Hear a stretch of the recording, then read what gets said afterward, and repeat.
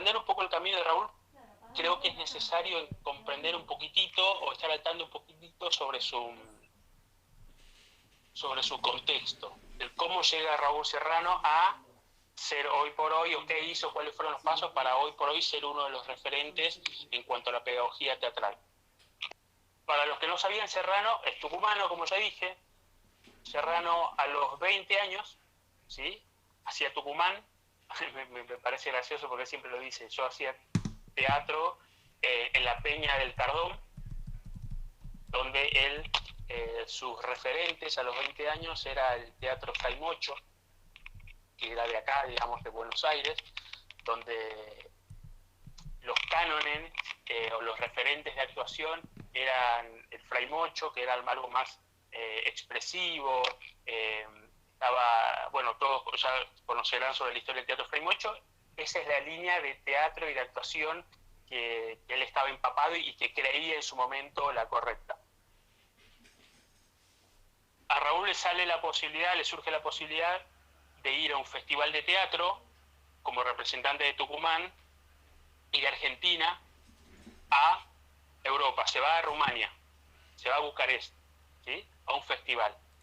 Raúl, como actor, se van con obras y demás, una serie de actores y maestros reconocidos. Gandolfo, por ejemplo, es uno de los que se va con él, y es uno de sus grandes amigos, y se presentan en el festival. A los 20 años termina el festival y le surge la posibilidad de una beca, ¿sí?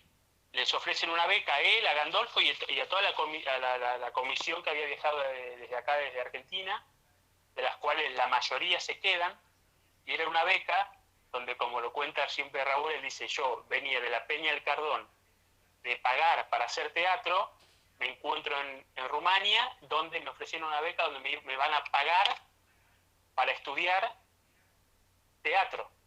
Y así fue que Raúl se queda los 10 años en Bucarest haciendo la universidad y la formación allá en Bucarest, donde él se forma, ¿sí?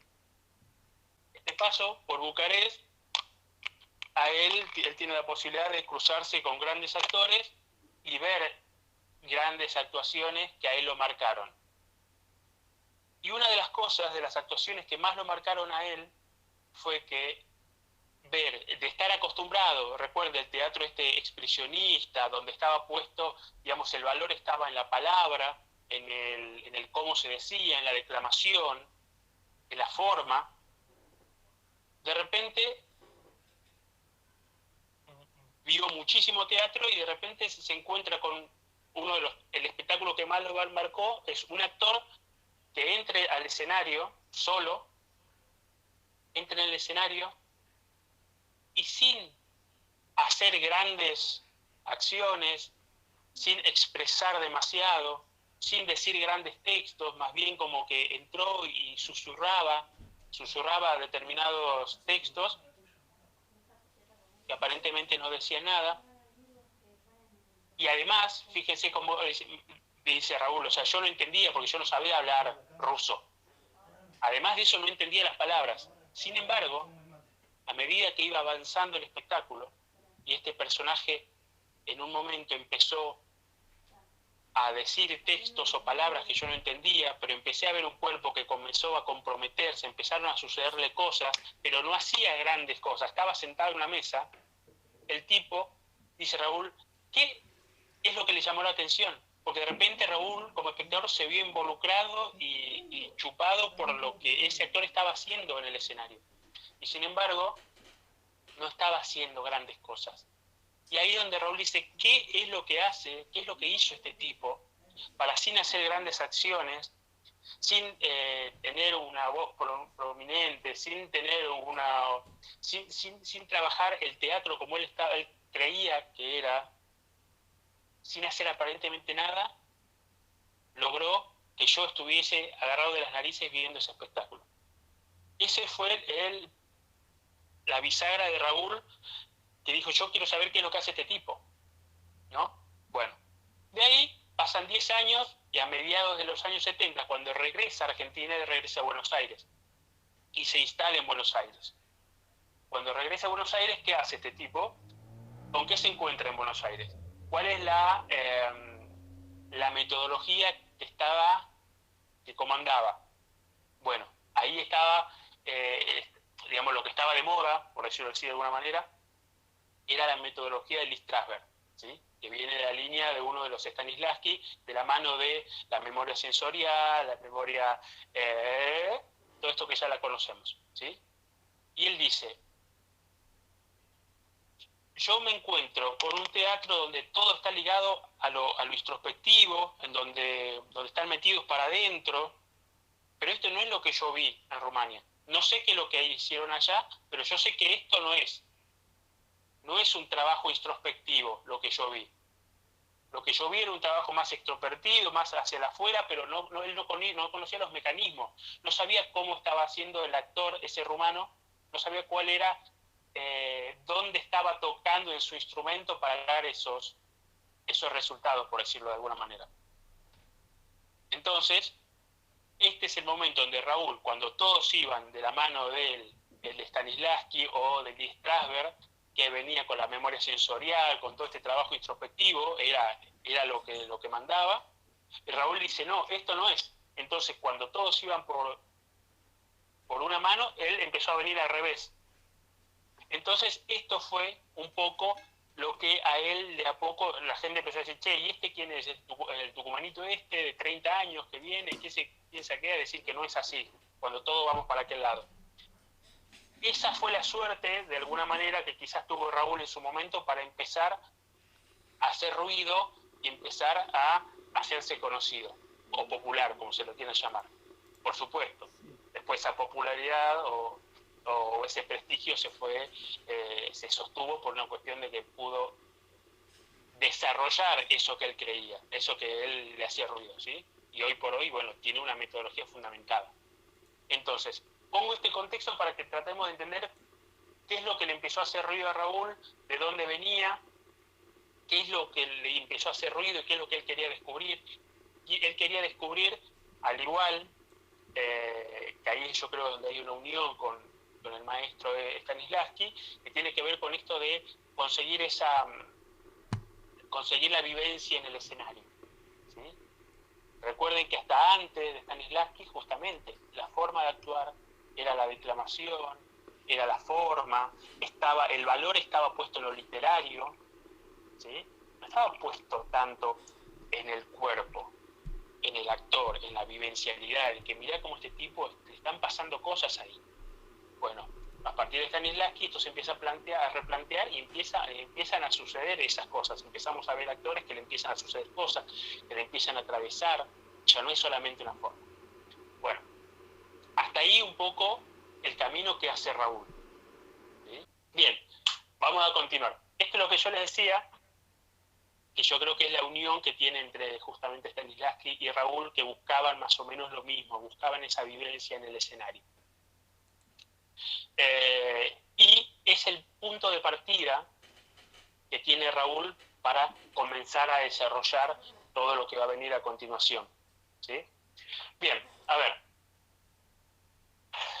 Acá hay una apreciación personal que tiene que ver, que yo creo, que tiene que ver que al igual que Stanislavski y sus dos momentos, yo creo que Serrano también tiene dos momentos en el desarrollo de su metodología y de su técnica, ¿sí? Yo creo que la primera etapa de Raúl es donde él trabaja sobre, de hecho este es su primer libro, que se llama Nueva tesis sobre Stanislavski, donde él propone en su técnica el método de las acciones físicas, ¿sí? Que todos lo deben conocer, ya lo deben haber estudiado. Que ahí, a mi criterio, es la superación de Stanislavski. La superación en el sentido que Stanislavski claramente, y estas son palabras de Raúl más que nada, que es alguien que lo que nos dejó es de muchísimo valor, porque son como los huesos fósiles de un dinosaurio, pero después hubo gente que vino, los arqueólogos, o los que se fijan son los huesos, y empiezan a ver, bueno, pero este dinosaurio era de tal tipo, tal, y seguimos evolucionando. Bueno, Stanislavski nos dejó esos huesos, pero todos desordenados. Yo creo que Raúl, en función de eso, logró poder sistematizar una metodología y una técnica en función de cómo llegar a conseguir esa organicidad, esa vivencia en el escenario. Bien, entonces, el método de las acciones físicas, como ya todos saben, acá, se basaba en algunos parámetros. Por ejemplo, las líneas de acciones, ¿sí? Armarse el plan de acciones. ¿Qué tenía que ver con este plan de acción que él hablaba? ¿Para qué era? Justamente decían, si nosotros armamos una línea de acciones, ¿pero por qué surge esto? Porque obviamente ya no está puesto en la palabra. Él dice, bueno, la palabra no es lo fundamental. Nosotros tenemos que aprender a descubrir cómo movilizamos al actor, a la actriz, a que le sucedan y a que empiece a tener esa vivencia. Bueno, y desarrolló el método de las acciones físicas, que básicamente y muy por encima significaba plantearte una línea de acciones que vos, a medida que ibas transitándose, que te lo planteabas de antemano, y a medida que iba avanzando el texto, iba avanzando la línea de acción e iba de mano de todas esas acciones físicas, tu cuerpo comenzaba a ir comprometiéndose y tu cuerpo empezaba a ir generando conducta y se empezaba a movilizar y empezaba a aparecer la organicidad en escena. La síntesis, después vamos a desarrollar todo lo que quieran, seguramente hay miles de dudas y por supuesto que sí, después la vamos a desarrollar, pero estoy haciendo como la síntesis para después dar la palabra a las preguntas. Bien, ahora, entonces nosotros tomamos como la acción física como motor para poder desarrollar la conducta, para poder desarrollar la organicidad. Bien, esta es la primera etapa. Ahora, la segunda etapa, que es su propia evolución a mi criterio, es con la nueva metodología que él la hace llamar. Igual todavía no lo tiene del todo definido. Yo hablo una vez a la semana con él y todavía sigue sin poder definirle el nombre. Yo le digo, Raúl, vos sabés que cuando vos no estés, el método va a ser el método de Raúl Serrano. Eso está claro, y se ríe. Pero, nada, eso. Hoy por hoy, él le dice... sería la metodología o el método de la represión como forma de la acción. ¿Sí? Fíjese cómo acá aparece la acción, que ahora después vamos a desarrollar, porque la acción justamente para mí es el giro que tiene. Ahora el que dice, porque acá con la represión como forma de acción aparecen dos cosas importantes en la nueva estructuración de la metodología y de la técnica. Aparece lo que es el sujeto escindido y aparece el preconflicto. El preconflicto y el sujeto escindido. Estas son las nuevas vedettes que aparecen en la metodología. El sujeto escindido, decimos sujeto como un algo, un alguien que reprime cosas, que está queriendo cosas, que está queriendo decir algo, que está queriendo hacer algo, pero por distintos factores, distintos condicionantes no puede. Entonces es un sujeto que está queriendo algo y por distintas razones no puede. Ese es el sujeto escindido con el cual nosotros vamos a trabajar. ¿Sí? Y aparece también el preconflicto, que esta es la otra joyita.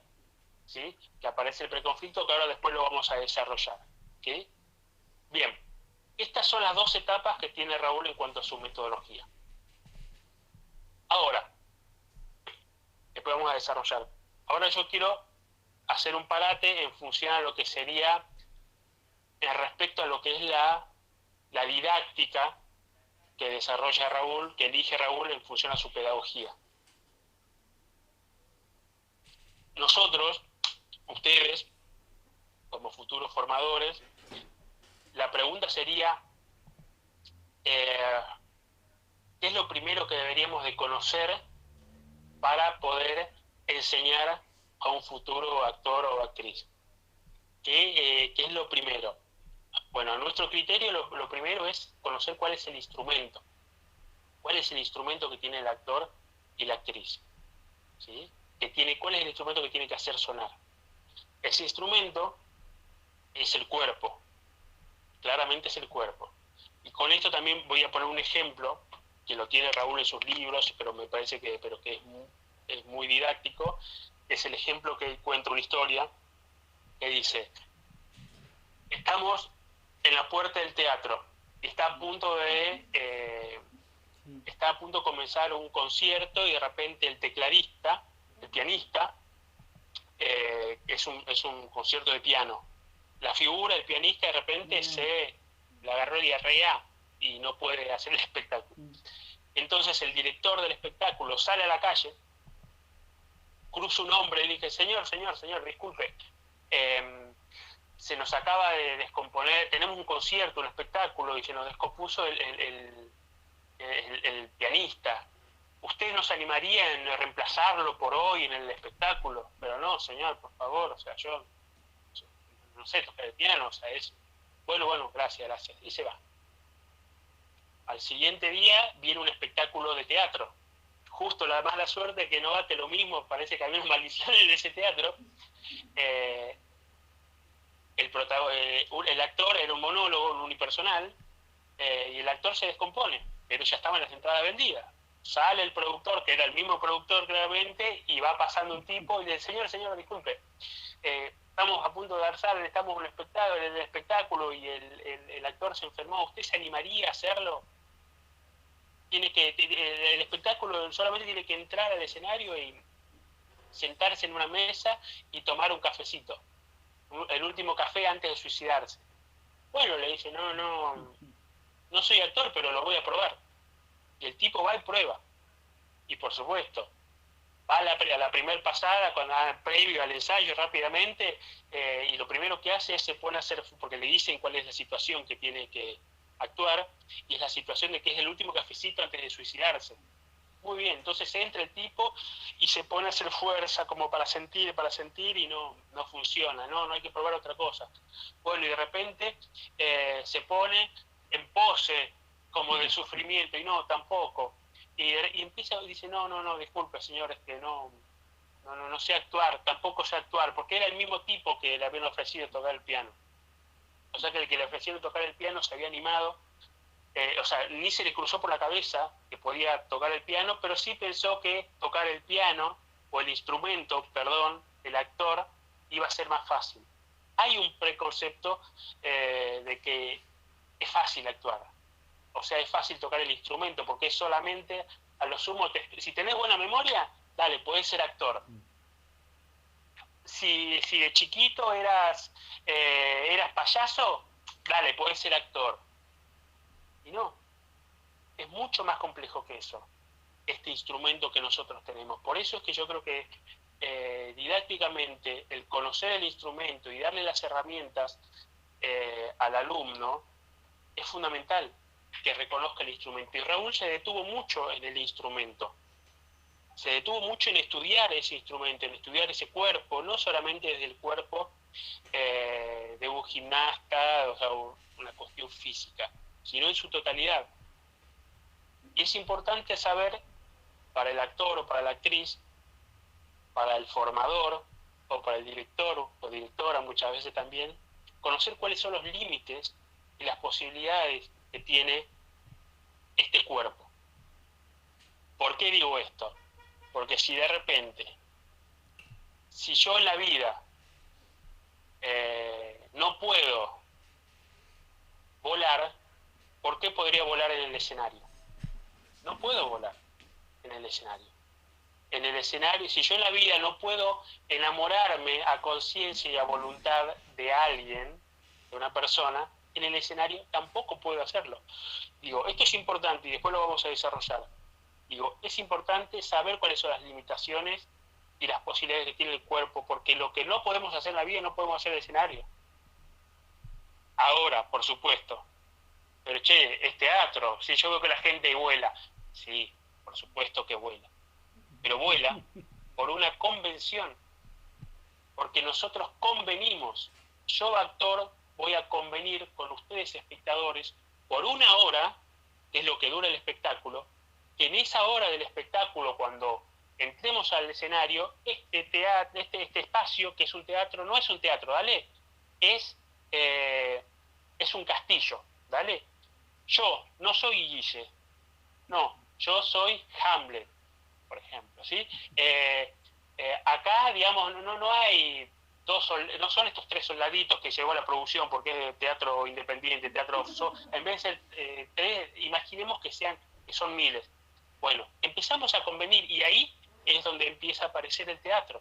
Ahora, ¿alcanza con eso? No. Es necesario construir y defender ese mundo para que yo pueda terminar de comprar ese juego.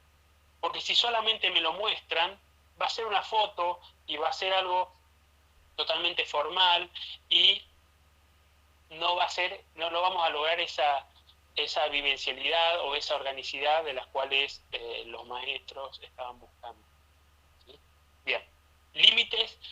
Esto como maestros es importante conocer cuáles son los límites de los actores, de las actrices, de los alumnos, de las alumnas, perdón, no de los actores. Del actor y de la actriz, eso se ocupa el director, eso es otra cosa. Esto también es importante tener en cuenta que después lo podemos desarrollar. Que la mirada del formador no es la misma mirada que la de un director. ¿Sí? Son miradas distintas. Uno busca un resultado, el otro busca una formación. ¿Sí? Bien. Entonces, los límites del cuerpo, que es la herramienta y el instrumento del alumno. Ahora, fíjense cómo en este instrumento influye la cultura. ¿Sí? Es fundamental esto. Cómo nos condiciona la cultura y cómo las condiciones dadas, los condicionantes, que esto lo vamos a desarrollar después cuando hablemos de lo que es la estructura dramática, juega y pesa mucho. Nosotros, recuerden, y aprendamos de los niños y de las niñas, aprendamos de ellos que son los mejores actores y las mejores actrices. Que mediante el juego logran comprometer su cuerpo y terminan a los roscazos, cagándose a trompadas, olvidándose que estaban jugando, porque se involucran de una manera tan profunda y tan de verdad, que terminan llorando, peleándose, y no se lo propusieron de antemano. Terminan sintiendo, porque les pasan emociones, está claro, pero no se lo plantean de antemano. De ellos tenemos que aprender. Tenemos que aprender de ellos que, por suerte, mientras más chicos sos, mientras más chica sos, tenés menos tapujos, tenemos menos cultura, menos educación. Digo, ¿está mal tener educación y tener cultura? No, porque si no sería un quilombo, andaríamos por la calle andaríamos tocando cosas, cuerpos de otro que quizás mi animal tiene ganas de hacer, mi parte instintiva o mis impulsos más viscerales. Tengan en cuenta esto, nosotros cuando nacemos, esto lo desarrolla Raúl por supuesto, y de acá viene el animal, que después también podemos desarrollar, es muy amplio todo, pero digo, nosotros cuando nacemos casi como animalitos, somos puro impulso, puro instinto, queremos comer, gritamos hasta que alguien entiende que si grito quiero comer, y si me como callo, o sea, queremos hacer nuestras necesidades, lo hacemos, no importa si estoy en la casa de mi tía, si estoy en la calle, si estoy si estoy vestido, si estoy desnudo, no me importa, quiero hacer caca, hago caca, quiero hacer pie, hago pie. Somos puro instinto al comienzo. A medida que vamos creciendo, la educación y la cultura nos empieza a ir educando, nos empieza a ir diciendo no, eso no, quiero hacer caca en cualquier lado, no, ahí no se hace en el baño, quiero otra cosa, no, eso no se toca, no, entonces toda esa libertad, todos esos impulsos que vamos teniendo, nos van conteniendo y nos van condicionando en la vida. Estará quien tiene esos condicionantes mucho más marcados, otros quienes no, pero todos lo tenemos. O no les sucede esto continuamente con situaciones más chiquitas, que uno no se da cuenta muchas veces, pero estamos conviviendo constantemente con eso, como por ejemplo una situación de trabajo, donde mi jefe me viene hostigando durante mucho tiempo, y me pide algo, y me dice, pero usted mañana me lo tiene que traer esto porque si no se va. Y por la razón que sea, por educación, porque si yo le contesto mal, me quedo sin trabajo, ¿Yo qué es lo que le digo? Sí, señor jefe, no se preocupe, mañana va a tener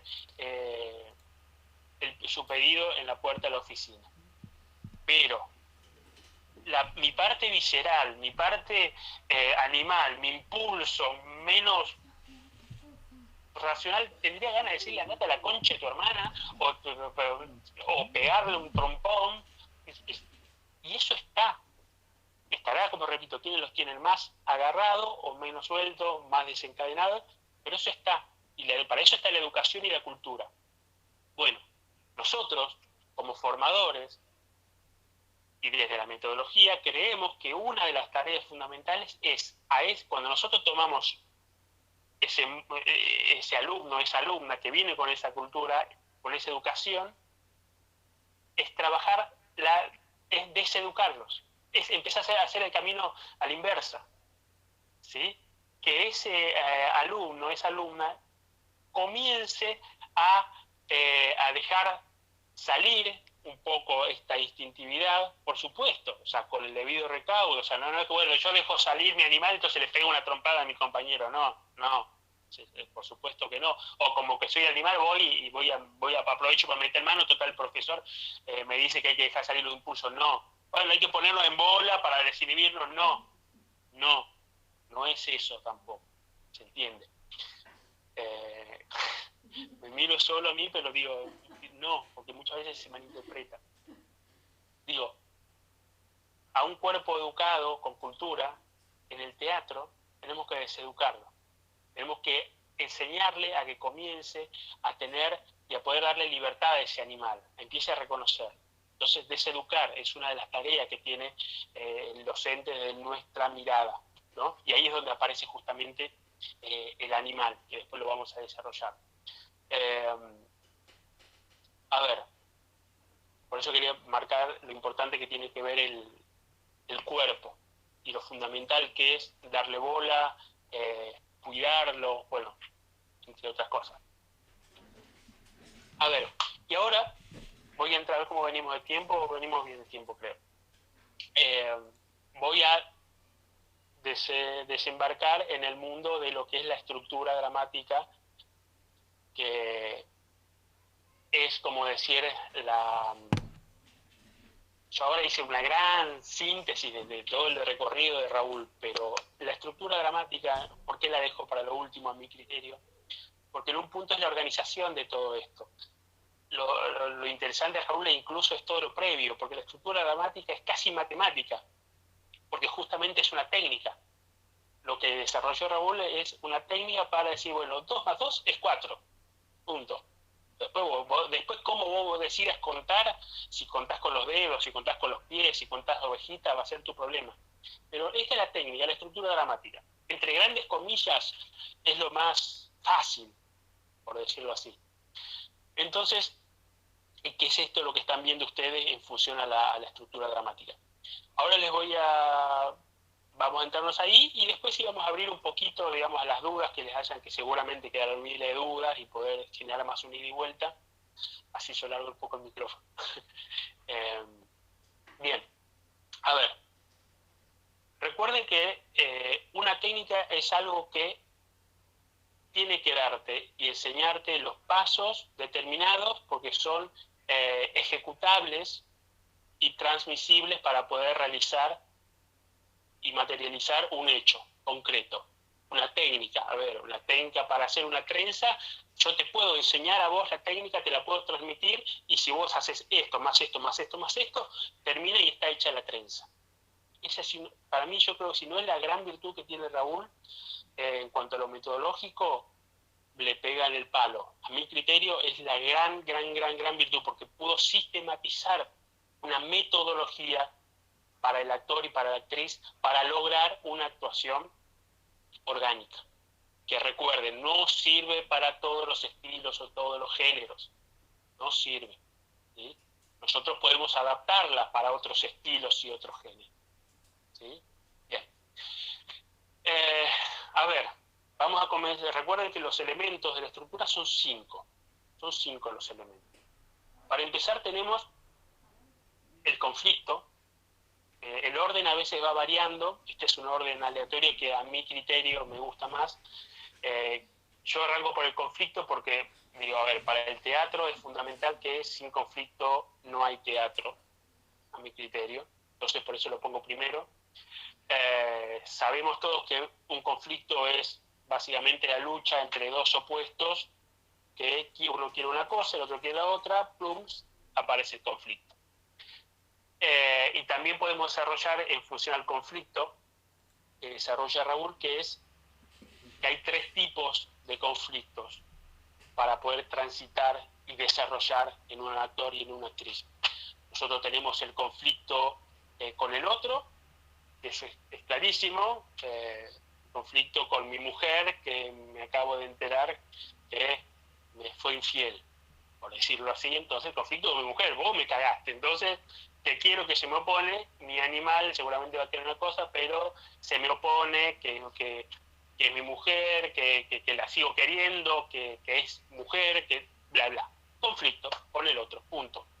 Tenemos el conflicto con uno mismo, ¿sí? Digo, conflicto con uno mismo es clarísimo, o sea, digo, pucha, che, tendría que haber preparado esta clase y no la preparé porque estuve jugando los jueguitos en la PlayStation, pero qué boludo, mirá, encima hay un montón de gente que me está... yo, a ver, me peleo conmigo, no me puedo pelear con otro. O sea, el único responsable soy yo, entonces el conflicto es conmigo mismo. Y después tenemos el conflicto con el entorno, o con algo, o con alguien que no está acá. Digo, yo tengo un conflicto muy grande, es que no puedo salir a la calle, y es con el COVID. ¿Con quién me peleo? Señor, con el COVID entro los manotazos, entro a tirar alcohol en gel a mansalva. O sea, me estoy peleando con algo que por el sistema. ¿Con quién? Bueno, y empiezo a caminar por las paredes, no sé, a darle cabezazo a la heladera, no sé. Entonces, un conflicto con el entorno. Estos son los tres lineamientos de conflicto que podemos desarrollar. Que a veces puede ser con uno, con dos, con tres, y bueno, conflicto, fundamental. Después Raúl habla del sujeto. El sujeto, pero no como el actor. El sujeto no es el actor. El sujeto no es el personaje tampoco. ¿Sí? El sujeto que hablamos nosotros, hablamos del sujeto, o sea, estoy hablando de yo, Guille, bajo las circunstancias de la escena. Soy yo en las circunstancias de la escena quien va a comenzar a trabajar y quien va a comenzar a investigar a ese personaje, a ese rol, esa escena. Ahora, soy yo en las circunstancias de esa escena que a medida que voy investigando y construyendo voy a ir transformándome, encontrando y descubriendo ese personaje. Y a medida que voy encontrándome y descubriendo ese personaje, el actor va desapareciendo también. Ahora, por supuesto, hay un poquito del actor y un poquito del personaje siempre, nunca es 100% del personaje. Quien dice yo soy 100% del personaje, es una forma de trabajar.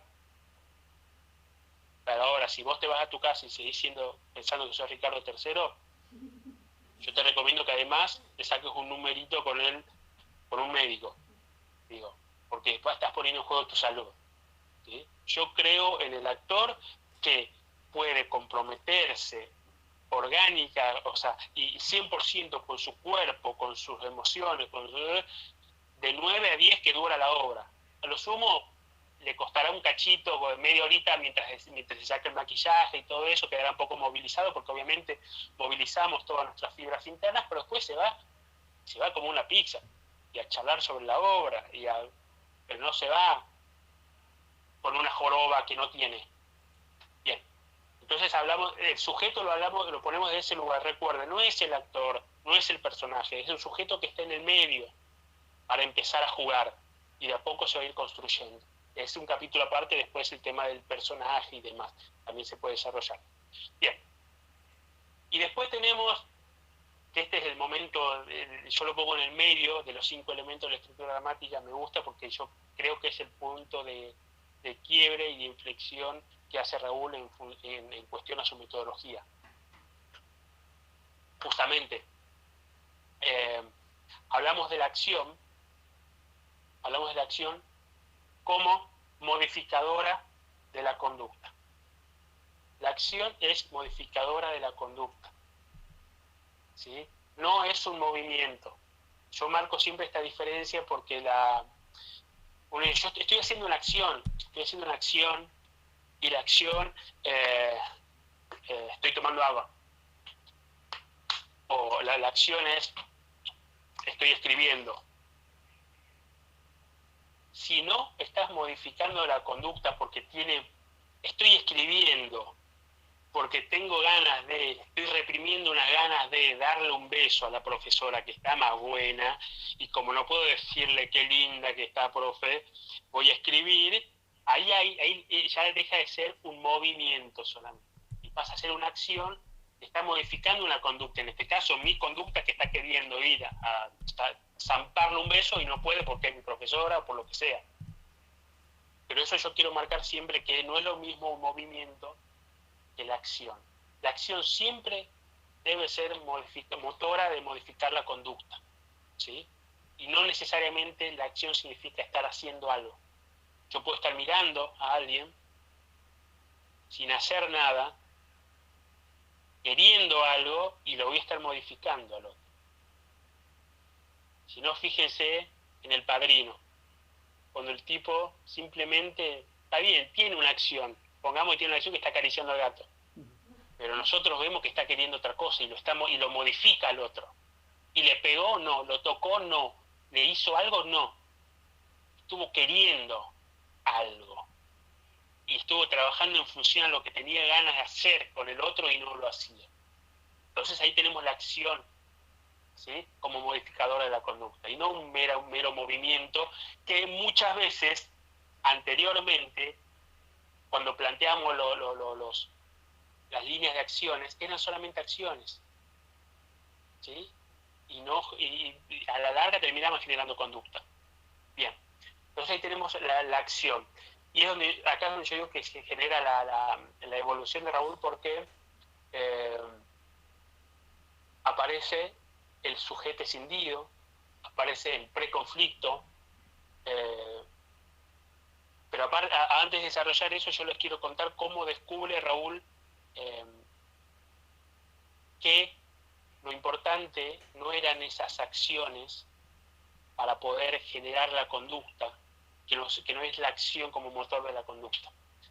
Raúl, esto será hace 7 años, más o menos, que pasó esto. Está trabajando con su método de las acciones físicas y de repente se encuentra con una escena de...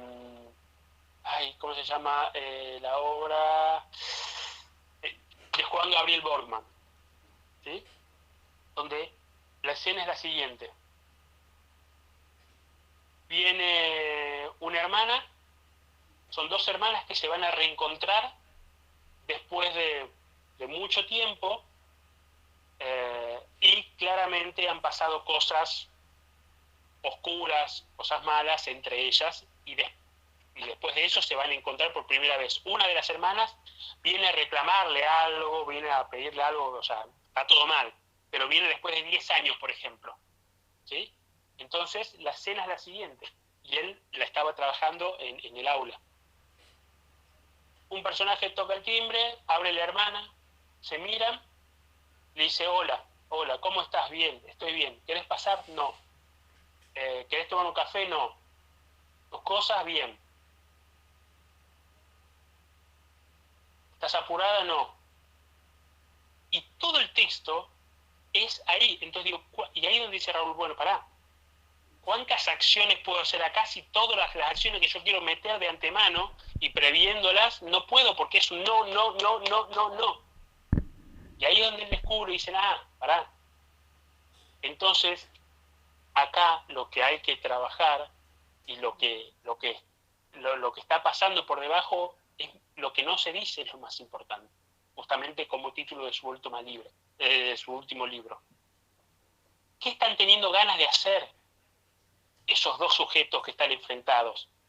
¿Qué tendría ganas de hacer ella, dado que, como una condicionada, como un condicionante, dado que esta hermana que tiene enfrente, de repente, voy a inventar las circunstancias porque no recuerdo la obra, dado que esta hermana vendió todas las cosas que tenía de herencia y se quedó con toda la plata, y como ella se quedó con toda la plata, la otra hermana se quedó en la calle y tuvo que vivir durante 10 años afuera, y por primera vez se van a encontrar acá porque tienen que decirle que hay que hacerse cargo de...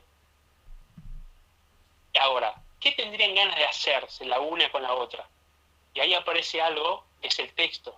El texto también juega como un condicionante, como un freno de mano. Tendría ganas de decirle tal cosa, pero el texto dice, hola hermana, ¿cómo estás? El texto dice, no tengo ganas de sentarme. Pero el animal que hay en esos personajes, ¿qué tiene ganas de hacer? Y ahí es donde él dice, acá hay un preconflicto a trabajar. ¿Qué tendría ganas de hacer yo, dado que tal y tal cosa? ¿Qué tendría ganas de hacer mi animal? La parte más instintiva, la parte más visceral. Y ahí es donde tengo que empezar a imaginar. No tengo que recordar las vivencias similares a algo. Tengo que jugar, tengo que imaginar como ese niño que juega, que es ladrón y policía, y empieza a jugar en función de eso. Si yo soy ladrón y vos sos policía, ¿yo qué quiero ir? Por lo pronto escapar. Salgo corriendo para allá. Y empezamos a interactuar y empezamos a construir conducta. Entonces ahí empezamos a construir la conducta sin la necesidad de una acción predeterminada y sin la necesidad de pensarlo de antemano. Ya empezamos a poner en función el animal, el cuerpo, y como consecuencia el cuerpo empieza a reaccionar. El cuerpo es mucho más sabio de lo que nosotros pensamos. El cuerpo quiere o no quiere, punto. O sea, fíjense en los ascensores. El ascensor, vos vas en un ascensor chiquito y si estás alejado está todo bien. En cuanto se empieza a llenar, el cuerpo empieza a generar y ustedes no se lo piensan. Ustedes no piensan, el cuerpo empieza se te empiezan a arrimar de atrás y el cuerpo reacciona, quiere o no quiere. Entonces ahí con esa obra Raúl descubre lo que es la funcionalidad del preconflicto y el sujeto escindido que hablábamos antes.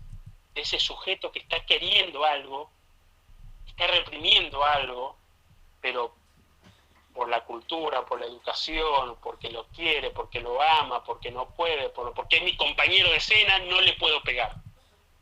Entonces, ahí nos damos cuenta que no empieza a ser lo importante ni lo que dice, ni lo que hace, sino lo que tiene ganas de hacer, o lo que tendría ganas de hacer o de decir, pero no hace. ¿Sí? Entonces, por eso me detuvo un poco acá en lo que es la acción. Y después seguimos en el entorno. El entorno ya sabemos lo que es. El entorno es el lugar más sus circunstancias dadas. O sea, es el teatro más las circunstancias dadas que se desprendan del espectáculo que vayamos a hacer. Si el espectáculo es en un castillo, bueno, tendremos que darle que este teatro no es un teatro, sino dale que es un castillo, y dale que hace frío, y dale que tal cosa como el dale que de los chicos, y empezamos a construir esas circunstancias dadas para que ese entorno se empiece a transformar en el espacio que la obra requiera. Y por último tenemos el texto, ¿sí? Pero pongo a lo último, porque creo que el texto, desde lo metodológico, no es lo más importante para el actor. Creemos que no es lo más importante para el actor, ¿sí?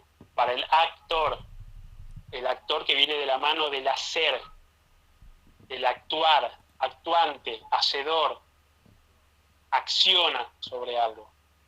No, el actor no es un decidor, es decir, que dice, ¿sí? Como en su momento se trabajó, porque en algún momento, por supuesto, que estaba puesto el valor cuando no se sabía cómo lograr actuaciones, digamos, orgánicas y vivas, entonces el valor estaba, no, hay que decir un texto. Acá el texto, nosotros desde la metodología lo que proponemos es que el texto es, que lo dice Raúl, nosotros lo tomamos como punto de partida y como punto de llegada. Punto de partida, ¿por qué?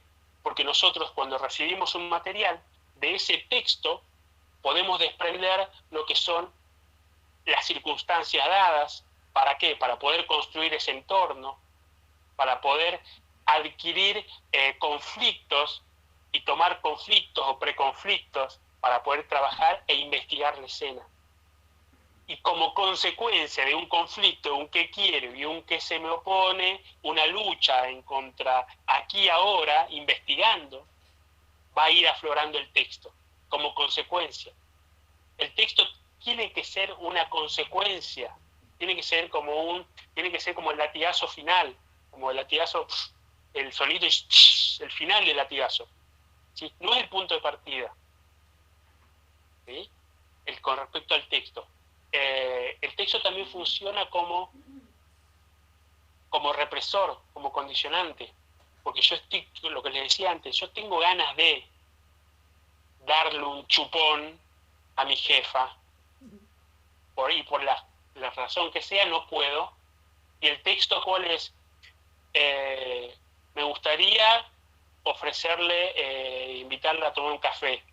Ahí ese texto sería más pertinente a lo que quiero, pero tranquilamente el texto puede decir, necesito ir al baño, señora jefa, porque me está ganando. Y va a estar condicionado de alguna manera también, digamos, por lo que tengo ganas de hacerlo a ella en su momento.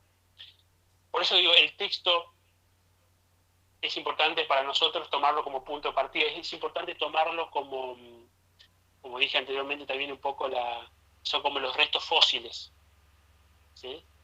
Nosotros el texto ya lo sabemos, la tarea del actor no es decir un texto, porque ya está, ya lo escribió el autor.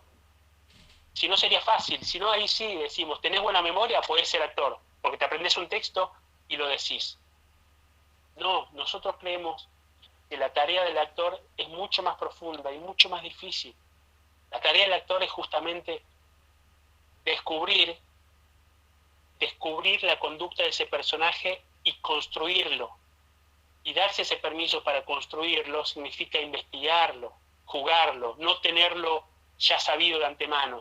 Antes se concebía el teatro y decía, yo ya lo tengo sabido el personaje, ya sé cómo es. Bueno, nosotros creemos que no. Por eso es que antes se le decía, hay que interpretar. Vamos a interpretar, yo interpreto un personaje o interpreto este personaje de esta obra. Si nosotros tomamos la palabra como interpretar, sí, vos interpretás algo que ya está escrito. Bueno, nosotros creemos que en vez de interpretar cual partitura, que vos interpretás algo que ya está, esto es así de punta a cabo, yo quiero que nosotros, o al menos nosotros aspiramos que nuestros actores puedan hacer su propia dramaturgia del actor y su propia composición y no sean un mero instrumento. Queremos actores que puedan construir a esos personajes y que no sepan cómo son de antemano, que lo construyan, que lo descubran, que mediante la improvisación, mediante la interacción, mediante el aquí y ahora y mediante el tránsito de ese sujeto, que al comienzo comienza siendo el sujeto que es el actor, que pide permiso para empezar a investigar y empieza a comprometerse con su cuerpo, empieza a comprometerse con el entorno, con las reglas del juego, con los quieros del personaje, empieza a construir y empieza a parecer que de repente este Ricardo III, de repente porque le surgió y camina así, porque apareció desde su cuerpo, porque en un momento cuando la miró, quedó con una posición rara, y ahí sí en el proceso de construcción el director dice, che, eso está bueno, eso me gusta, listo, se imprime, y ahí vamos descubriendo. Y cuando terminamos el proceso de investigación, podemos descubrir al personaje, pero no de antemano. Al menos desde nuestra metodología creemos que es necesario no saber de antemano cómo es un personaje. Nada, ahora me callé casi una horita, por eso traté de ser lo más escueto para dar permiso a las preguntas, a las dudas. Meme. Bueno, la verdad, súper claro, agradezco porque es lo que por ahí nos permite.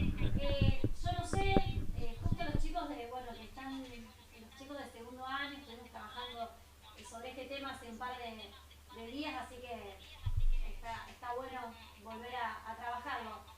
no sé si alguno quiere presentarse, quiere comentar algo, alguna inquietud, lo que lo que quieran manifestar en este momento, este es el espacio. Bien, ahí Mariano nos está... Mariano Torres, de Rojas, ¿verdad? De Rojas, ¿verdad? Yo no los puedo ver, por eso estoy con el celu. No quiero meter la pata. Mariano, ahí no sé si leíste consultas justamente sobre la memoria emotiva. ¿Lo leíste? No, tíreme la pregunta que yo la respondo, porque no la alcancé a leer, perdón. Mariano, ¿qué tal? Sí, de Rojas. Bueno, buenísimo. Qué suerte que te sumaste. Mariano pregunta qué opina Raúl Serrano de la memoria emotiva, cuál es su funcionalidad. ¿Qué nos podés decir de esto? Te escuchamos. Mariano, ¿no? Marianito. Mariano. Bueno, antes que nada, quiero mucho a Rojas, tanto como Pergamino. Tengo una amiga que de hecho es una de las profes que transmite la metodología, que es Vicky Boveri, una amiga hermana de la vida. Vicky estudió en la escuela de Serrano, donde yo daba clases. Posteriormente fue asistente de mi primera obra de teatro, El Organito de Discépolo, con la cual fui a Rojas, y después trabajamos juntos en espectáculos, compañías y demás, y tenemos un vínculo muy cercano, así que es una buena posibilidad para acercarse a la metodología de la mano de Vicky. Mariano, a ver, voy a contar un poquito sobre lo que es la memoria emotiva y la que tiene la opinión, es la opinión de Raúl, y bueno, yo coincido y comparto también. A ver, Raúl, la memoria emotiva no es que dice que no funcione. Nosotros no decimos que no funciona la memoria emotiva como técnica, ¿sí? Porque sería una manera necia. O sea, hemos visto a los mejores actores de Hollywood trabajar sobre esa metodología, entonces, nada, parece que no está bueno. Es decir, es una mierda, no funciona, lo que sea, como cualquier otra metodología. Es una metodología que se hizo famosa justamente porque viene de Hollywood y del cine. Es una herramienta que se instrumenta en el cine, ¿sí? Fíjense que las circunstancias y las condiciones dadas que tiene el cine no son las mismas que tiene el teatro. Nosotros en el cine, o en este caso estos grandes actores en el cine, lo que pueden hacer es, necesitan generar una escena donde está llorando, voy a ejemplos básicos y burdos, pero para que se entiendan, que está llorando, entonces le van a decir al director, bueno, bancamos un segundo, y el director va a decir, dale, yo te banco, tenemos todos los técnicos preparados para cuando vos nos digas, listo. Y el actor se va a ir, se va a preparar, se puede meter en el motorhome, se empezar a trabajar sobre la muerte del perrito Firulais, por decirlo así, y empieza a trabajar, a hacer los ejercicios, en cuanto logra recobrar esa emoción, sale cagando el motorhome y dice, ya estoy, acción, se graba, y por supuesto que el actor viene cargado con una emoción y con un sentimiento, entonces funciona, porque ya se filmó, ya se grabó, ya quedó. Pero nosotros tenemos la posibilidad en el cine o en la televisión de hacer esos parates. Ahora, es muy probable que muchas veces esa emoción no esté vinculada directamente con la situación que se esté trabajando en el set. Digo, quizás la situación es de angustia porque perdió a un hijo, alguien, y de repente el actor, para recobrar la emoción, porque lo que interesa es encontrar esa emoción, es, bueno, es Firulais, bueno, recobro la Firulais y después más o menos acomoda la escena y el director con el foco, con las cosas como ya está. Pero fíjense que no tiene una conexión, no siempre, estoy siendo burdo en los ejemplos, pero para que se entienda. Entonces nos lo permite, pero no siempre es la relación. Ahora lo leo, no sé, apareció un mensaje de Santiago. Bien, ahora en el teatro nosotros creemos que no es funcional. ¿Por qué creemos que no es funcional en el teatro? Porque en el teatro que nosotros concebimos como teatro orgánico, teatro vivo y teatro en el cual se tiene que generar aquí y ahora en función a los vínculos con el otro, con la otra, y lo que yo te dé a vos te va a modificar, y lo que vos me des a mí me va a modificar a mí. Lo que yo hago a vos te modifica, y viceversa, y empezamos a pelotear y empieza a ser un partido de tenis. Y ahí empezamos a construir la conducta, y eso sí es verdad. Entonces, pero para esto es necesario estar aquí ahora vinculándome con el otro. La memoria emotiva lo que hace es te mete para adentro, por su metodología. Por eso es que creemos que en el teatro no es una metodología que favorezca a vincularse con el entorno, con el aquí y ahora y con lo que está ocurriendo efectivamente en la escena. Porque además nosotros podemos traer a nuestro cuerpo, digamos, distintas vivencias pasadas que sean pertinentes a la escena, pero en el teatro de repente, vos ten en cuenta que en el cine lo haces una sola vez, se graba, se imprime y ya está, y después puede estar años. En el teatro vos tenés que repetir esa misma escena durante, con suerte, 50 veces, 50 funciones. Entonces, en un momento puede llegar que ese recurso particularmente se acabe, entonces ya tengas que ir a matar a otro perro o otro gato para poder lograr eso.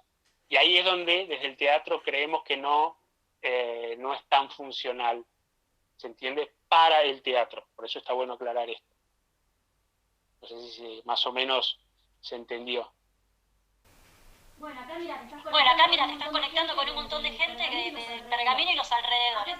Acá pregunta, dice, me gustaría que me quedé pensando que ibas a decir sobre el sujeto y el preconflicto. Eso. El sujeto. Bien. El sujeto es como lo que les decía anteriormente. El sujeto, estamos hablando de sujeto de yo como cuerpo y como herramienta para comenzar a investigar y a descular una escena. Yo siempre llamo y hablo de soy yo, y de esto hablamos de trabajar en primera persona. Soy yo bajo las circunstancias de la escena que va a comenzar a construir a ese personaje. Yo qué haría ante determinadas situaciones, y no es necesario haber pasado por ninguna situación complicada previamente, ¿no? No es necesario para trabajar una escena de una persona que vive en la calle, no es necesario que irme a vivir un mes en la calle para poder tener esa vivencia, no. Sí podemos hacerlo como herramienta, tener diálogo con las personas que viven en la calle, en situación de calle, para poder escucharlo, para tener información, para tener más bagaje, pero después lo que nosotros sí necesitamos como actores es tener la posibilidad de imaginar yo qué haría ante determinadas circunstancias. La imaginación es lo que nosotros necesitamos entrenar y jugar y llenarnos. Imaginación, no haber transitado determinadas vivencias. Porque con algunas vivencias vos podés irte a vivir un mes en la calle para sentir la vivencia, pero si tenés que generar o construir o crear un personaje el cual ha sido sometido por muchachos senegaleses que trabajan y yo no sé si ahí estoy dispuesto a ir a pasar por esa circunstancia. ¿Sí? Diciendo, amigo, o sea, soy grosero porque me parece que muchas veces es más gráfico, pero no tiene ninguna connotación oscura ni nada. Eso con respecto al sujeto. Desde ahí hablamos como yo soy el sujeto que voy a poner en las circunstancias de la escena para construir ese personaje. Y después el preconflicto. Lo que ocurre con el preconflicto, esto es importante, es que recuerde que las circunstancias dadas que se van a desprender de la obra, yo leyendo toda la obra atrás para adelante para atrás, puedo desprender las circunstancias dadas de un personaje, como ser de Hamlet, por ejemplo, por hablar de una que sepamos todos y todas. Sabemos que le quitaron el reino, que lo mandaron a vivir a otro lado, que el tío le mató al padre, que el tío se volteó a la madre, y bueno, todo estos son los condicionantes que tiene en este caso Hamlet para jugar y para construir. El actor que va a investigar y que va a descubrir cómo es el personaje de Hamlet, de ese actor, en este caso de Santiago actor, por ejemplo. ¿Sí? Santiago actor, que va a tener que construir y descubrir cómo es su Hamlet, va a poder, con la ayuda del texto, descubrir estos condicionantes. Todas estas son condiciones dadas que lo van a ayudar a él a construir. Ahora, el preconflicto es lo que le va a ayudar es lo que tenemos que elegir justamente, el preconflicto, lo que está previo a entrar a escena. ¿Esto para qué nos sirve? Nos sirve para no entrar al escenario vacíos, sin nada, para estar, digamos, poner el cuerpo en positivo, en acción, en tengo ganas de, mi animal tiene, poner el animal por delante. Ese es el preconflicto. Y ahí tenemos que aprender a elegir. ¿Qué es el preconflicto? El preconflicto es el conflicto más pertinente a la situación que tengo que entrar a escena. Digo, por ejemplo, volviendo a Hamlet, yo tengo todos estos condicionantes que le dije, me sacaron el trono, mi tío mató a mi papá, capaz... Ahora, la escena que yo voy a entrar a trabajar o a investigar es la escena donde yo me voy a encontrar con Ofelia por primera vez. Digo, no me sirve de mucho que yo entre con el preconflicto, dado que es lo que es la llavecita para el conflicto, para el preconflicto. Dado que es como el dale que de los chicos, dale que vos eras el ladrón y yo el policía. Bien. Entonces, dado que mi papá me quitó el trono, o mi tío me quitó el trono, perdón, no me sirve mucho como preconflicto si mi cena es con Ofelia. Ahora, quizás sí me sirve como preconflicto es, dado que yo a Ofelia la amaba, pero si yo le digo que la amo, la van a, la pueden matar, el animal en mí, ¿qué tiene ganas de hacer, pero qué hace? Entonces ahí sí yo tomo un preconflicto pertinente a la escena que voy a trabajar. Pero sirve como preconflicto, no es que me voy a quedar agarrado de ese preconflicto durante toda la escena. Una vez que entro y me sirve a mí como para entrar con el cuerpo, como el cuerpo, la imagen, ¿saben cuál es?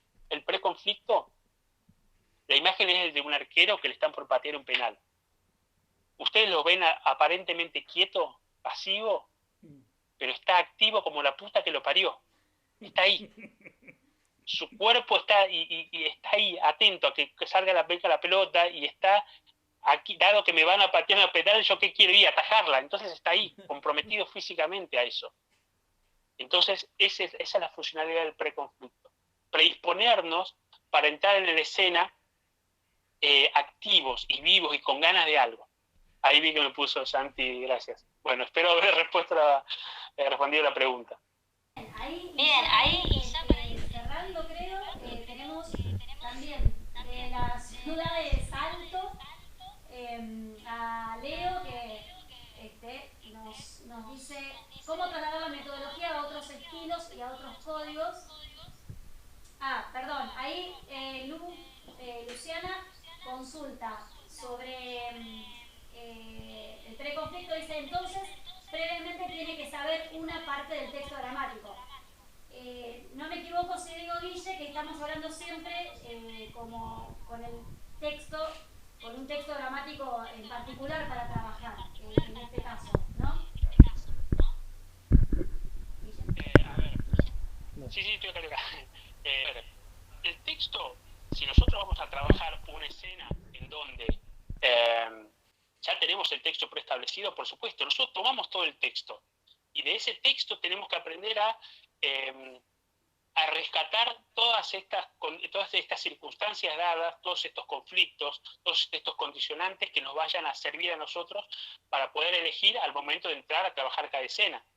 Digo, quizás el preconflicto de Hamlet ante la escena de Ofelia comienza siendo ese. Yo amo a Ofelia, pero nada, no le puedo decir que la amo porque se arma un quilombo y entro con ese preconflicto, pero ¿qué tendría ganas de hacerle? Y quizás tendría ganas de besarla, de acariciarla, pero no puedo portarle tal cosa.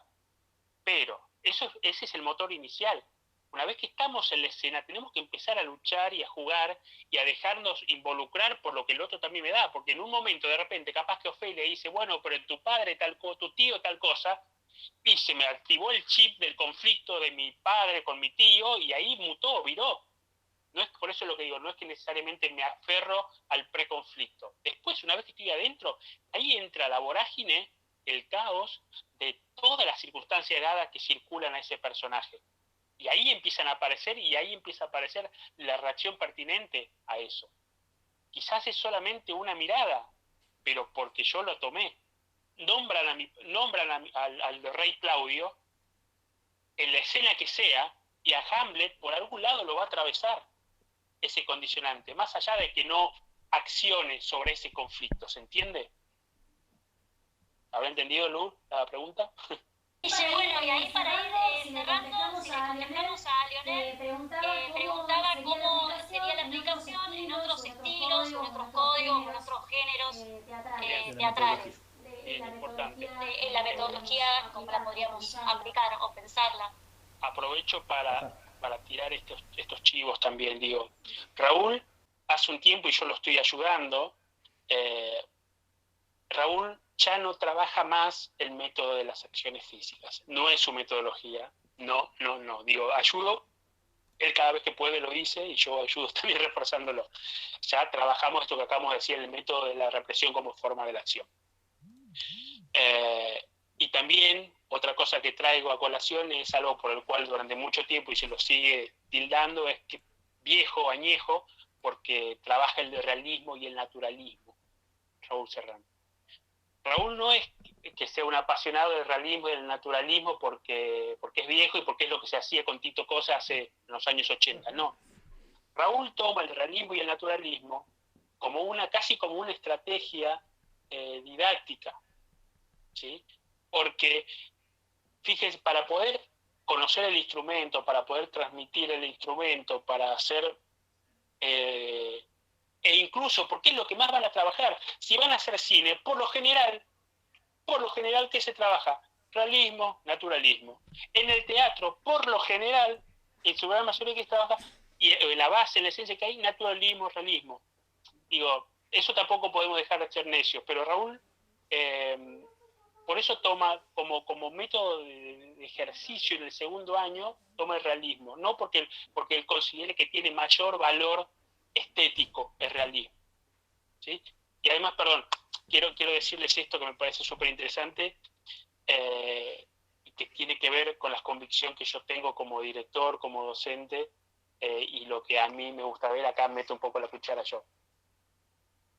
Hay algo que dijo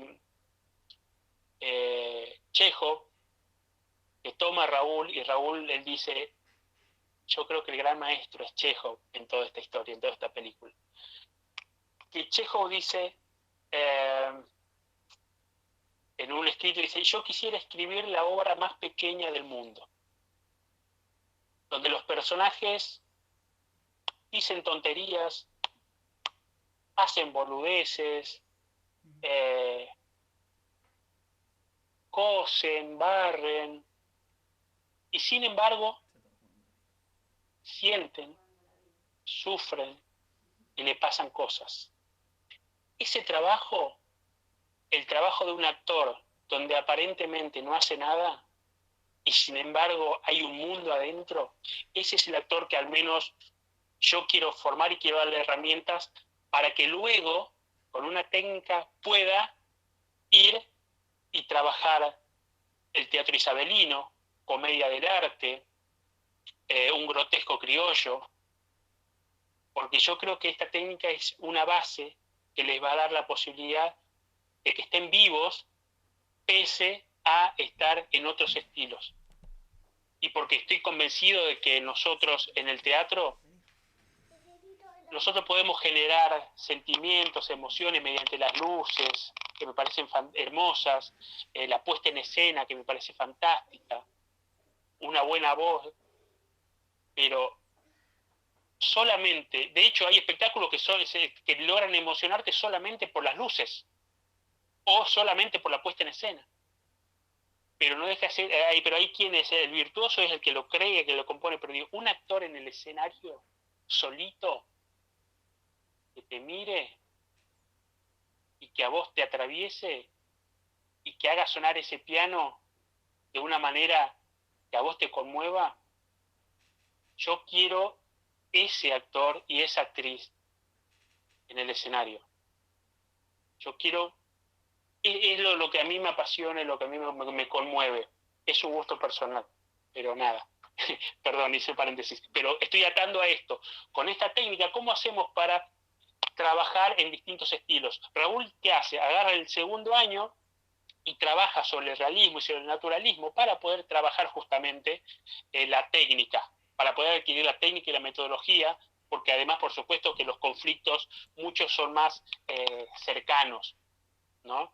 Uno, por lo general, los conflictos, obviamente uno en la vida no anda sacando ojos, matando gente, degollando personas como en Hamlet, como Ricardo III, como en las obras de Shakespeare, ¿no? Entonces, es bueno, empecemos primero que gatee, después lo hacemos que se pare y después que corra. Hay un criterio pedagógico ahí, el por qué elige una cosa y la otra. No hay un valor digamos, de criterio artístico. Bien, ahora, por supuesto que nosotros usando el qué quiero y qué se me opone, yo puedo trabajar una escena realista y naturalista, porque el texto muchas veces es un texto instrumental, es un texto, pasame el almohadón, pasame la ropa. Los textos justamente los textos de Chekhov dicen pelotudeces, digámoslo, dicen tonterías, tienen por momentos metáfora y todo, pero por lo general dicen boludeces, qué rico que está el escabio, pasame el escabio, no paro de chupar. Dicen tonterías. Entonces, un cuerpo conflictuado cuenta. Y vos hagan el ejercicio de ver a las personas en la calle, y si ustedes no escuchan lo que hablan, no necesitan de las palabras para darse cuenta si, por ejemplo, una pareja está discutiendo o están pasando por un mal momento o alguien está triste. Los cuerpos hablan y cuentan. Bueno, para trabajar con la técnica sobre el realismo y el naturalismo, no importa que no se te escuche el texto, porque yo capaz que no entendí lo que dije, pero vi que vos estás con ganas de besarla, de pegarle, o de lo que sea. Porque el texto es instrumental. Ahora, si yo utilizo la metodología, la técnica, qué quiere y qué se me opone y me dejo de llevar, y uso el texto de Shakespeare, del teatro isabelino, donde ahí qué pasa, hay un texto que no es un texto instrumental, no es un texto cotidiano. O sea, Shakespeare no te dice pasame la bolsita para ir a comprar el pan. Shakespeare te clava 10 metáforas sobre la bolsita para ir a buscar el pan. No es un texto cotidiano, ¿no? ¿Pero por qué? Porque ahí el valor está puesto en la palabra. Entonces, ¿cómo hacemos? Pero si yo pongo el cuerpo sobre el que quiere y que se me opone, se me va a la mierda el valor de la palabra, porque justamente la majestuosidad de Hamlet, de Shakespeare, es que no solamente ponen la palabra como otros autores que lo ponen en la belleza de la palabra, pero no hay un puto conflicto. Shakespeare, además de la belleza y de la palabra, te pone los conflictos. Entonces, ¿cómo hacemos, flaco? No puedo hacer las dos cosas. Bueno, ahí comienza una adaptación sobre la metodología, sobre la técnica, de poder encontrar la carnadura de la técnica de esos personajes, y empiezas a trabajar, como dice el mismo Hamlet, cuando le da la clase a sus actores, le dice, debes ir de la acción a la palabra, y de la palabra a la acción. O como ser en la ópera, hay que aprender a morirse en 5 compases. La, la, la, la, la, la, la. Bueno, no sé cómo son los compases, pero se entiende la metáfora. Digo, ahí tenemos que empezar a adaptar la técnica a ese estilo y a ese género. No es la misma manera, ¿sí? Que tenés que trabajarla y adaptarla y construirla en función del valor que tiene el texto. La técnica de Raúl particularmente más emparentada de la acción a la palabra y la palabra a la acción. Vos tenés que lograr decir esos textos mientras duren esas 10 metáforas que tenés ahí, sin que se te corten las palabras y se entiendan, y a la vez tenés que estar queriendo cagarlo a trompado, sacarle un ojo, hacer lo que sea. Y ahí empezamos a mezclar el cuerpo, el animal que está queriendo algo, en función de esas palabras y esas frases que tienen valor artístico, ¿sí? Por supuesto, la manera de hacer, o sea, vos, primero yo te diría, desde lo técnico, primero encontrar la conducta de Ricardo III, desde el animal, desde la visceralidad, la corporalidad, el que quiero, que se me opone, donde el texto capaz que se pierda. Una vez que encontraste la corporalidad, vas a empezar a trabajar el texto. Una vez que tenés el texto, vas a empezar a mezclarlo. Ahora, por supuesto que cuando vas a ver una actuación, no va a ser una actuación 100%, ¿cómo decirlo esto? No va a ser una actuación, como decías, costumbrista, porque el texto ya no es costumbrista. Vos tenés que lograr una composición donde realmente le estén pasando algo, pero hay una formalidad, porque el texto te lo requiere. ¿Se entiende? Lo importante es cómo lograr que estén sucediendo las cosas y que esté vivo. Lo mismo sucede, por ejemplo, con la comedia del arte. La comedia del arte es más práctica porque te obliga, sí o sí, a poner el cuerpo, pero siempre en función de la situación, siempre en función a un contexto, en función a un preconflicto, ¿sí? Pero usando las reglas de juego que tiene la comedia del arte, o las reglas de juego que tiene el teatro isabelino, o la regla de juego que tiene el grotesco criollo, que son los estilos que, por ejemplo, se trabaja en la escuela. No sé si más o menos se entendió algo de cómo poder adaptar la técnica. Lleva un trabajo y se trabaja en distintos procesos. No se puede hacer todo junto a la vez porque terminas hecho un nudo. No sé si se habrá entendido. Dale, no. Buenísimo, Santi, Sí, me alegro. Bueno, sí. La verdad que súper claro y me quedo con esta idea que estás planteando, que la respuesta siempre es seguir aprendiendo, investigando, seguir leyendo. Ahí, digamos, mientras manejabas los ejemplos, estás citando un montón de textos dramáticos que, bueno, de eso se trata, ¿no? De este camino tanto de la actuación como del formador. No hay otro secreto que no sea seguir aprendiendo siempre. La verdad que no sé si hay alguna pregunta más. Ahí ya veo que te están agradeciendo las respuestas. Bueno, te hemos exprimido absolutamente. Una hora y media te hemos tenido acá hablando. Creo que también sí, te hemos exprimido, Guille. Será para otro encuentro. Está buenísimo todo lo que queda ahí pendiente para seguir charlando. Pero bueno, te vamos a dejar en libertad. Agradezco profundamente, la verdad que estoy súper agradecida por todas las personas que se fueron sumando.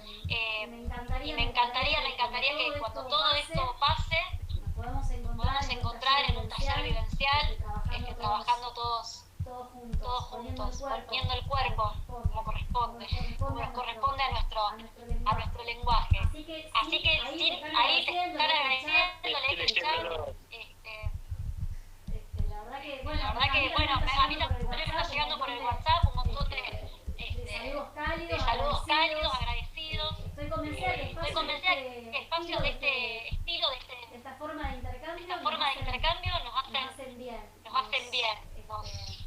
Se enriquece a ambos. Nos hacen un poco cambiar de aire. Tanto encierro. No, yo de verdad me agradecerte nuevamente y a nada. Yo también les robé un tiempo de sus vidas a ustedes que me están escuchando, los que están del otro lado. Y también que sepan que me encuentran en las redes, Facebook, Instagram, WhatsApp, lo que necesiten, lo que crean que pueda ayudarlos. Hoy las redes nos acercan y ojalá pronto todo esto pase para poder ir y compartir personalmente esta experiencia también. Yo agradecido, encantado. Bárbaro, bueno, eso está bueno. Lo pueden seguir por las redes a Guille y seguir conversando si hubo cosas que le quedaron aquí para consultar. Está ahí disponible. Así que bueno, yo te agradezco, Guille, profundamente. Sé que te ocupaste un montón de este momento, de este encuentro que has estado planeando. Ahí estuvimos charlando, ajustando cuestiones que hasta yo tenía olvidada y me fuiste ahí reeducando en algunos términos y eso lo agradezco un montón. Así que digo que llegar hasta acá también fue un hermoso recorrido y un enorme compromiso de tu parte que agradezco profundamente. Y a todos los que han estado presentes, los invito a que pensemos otros encuentros posibles, qué otras cosas nos están movilizando, tenemos ganas de repensar. podemos presentarlo como proyecto para la escuela y habilitar estos espacios de diálogo que la verdad súper interesantes para seguir aprendiendo. Así que, Guille, te agradezco profundamente a todos y todas las que están presentes, un millón de gracias y nos seguimos conectando virtualmente. Un placer enorme. Ojalá que haya, o sea, el presencial, y si surge algún nuevo por este medio, cuenten conmigo. Un millón de gracias, seguro. Vamos a contar con tu presencia en otro momento también. Bueno, muchísimas gracias. Gracias a todos y a todas. Les dejo un abrazo enorme y seguimos pensando qué más podemos sumar a estos encuentros. Un millón de gracias. Chao, chao. Adiós. Chao.